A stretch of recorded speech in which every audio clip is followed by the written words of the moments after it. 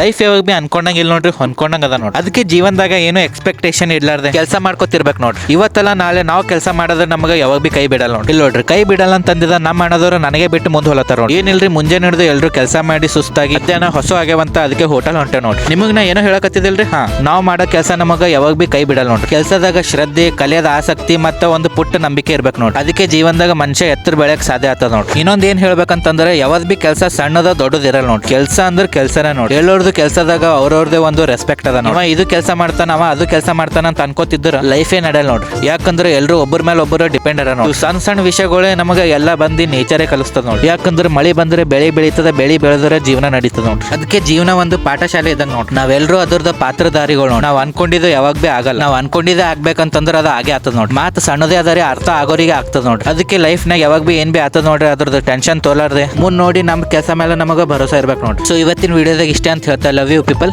ನಮಸ್ಕಾರ.